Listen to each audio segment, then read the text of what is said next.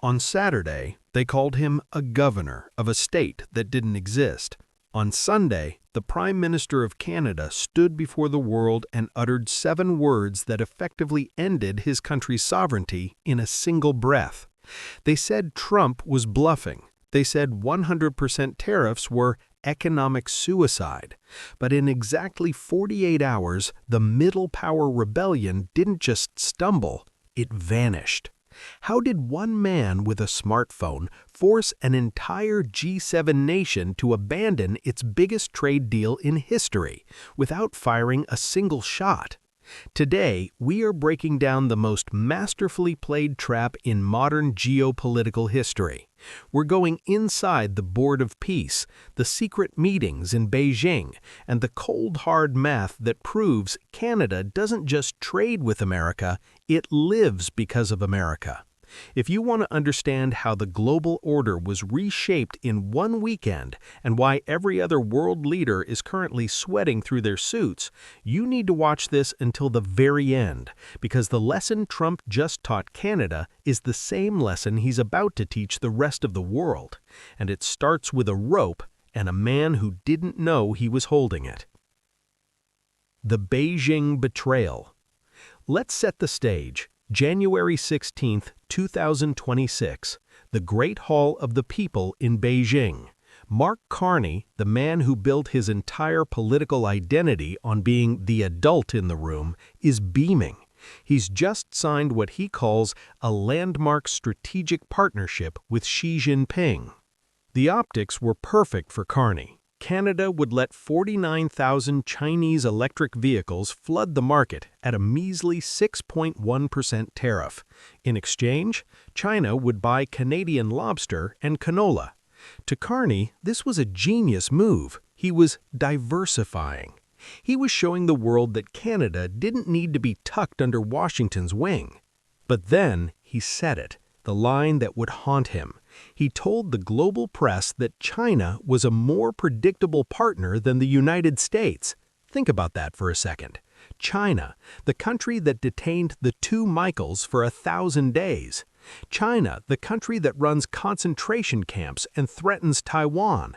Carney told the world that that country was more reliable than Canada's oldest ally. Now, here is where the story gets weird. Everyone expected Trump to explode. Reporters rushed to the White House briefing room, pens ready to record the inevitable Twitter firestorm. But Trump? He just smiled. That's what he should be doing. If you can get a deal with China, you should do that. The media was stunned. Carney was relieved. He thought he had outmaneuvered the art of the deal president.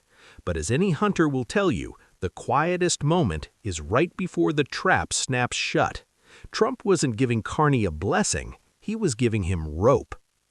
The Davos Delusion. Fast forward 4 days, January 20th, Davos, Switzerland, the World Economic Forum. This is the playground of the global elite, and Carney was the star of the show. Carney took the stage in a room packed with CEOs and billionaire bankers. He didn't just criticize Trump, he declared an ideological war. He spoke about a rupture in the world order.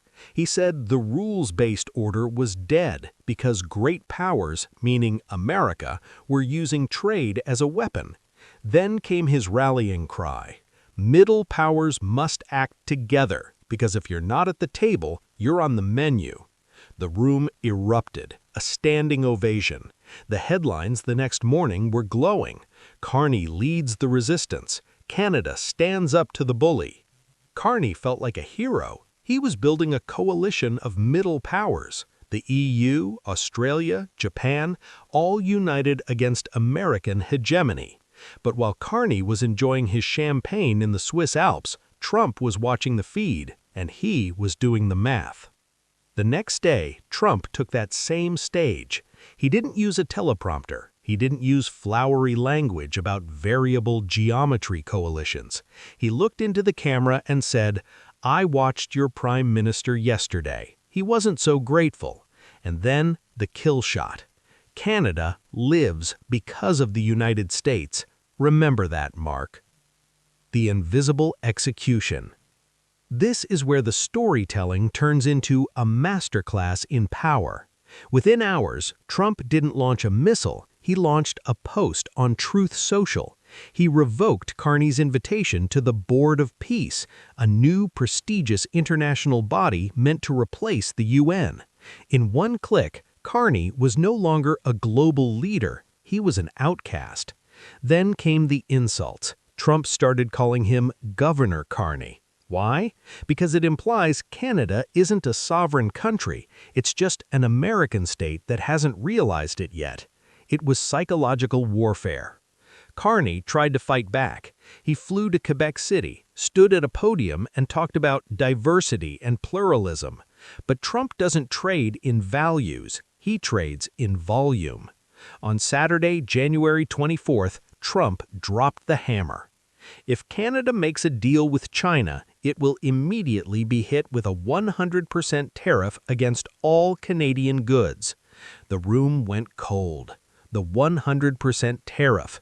That's not a tax, that's an embargo.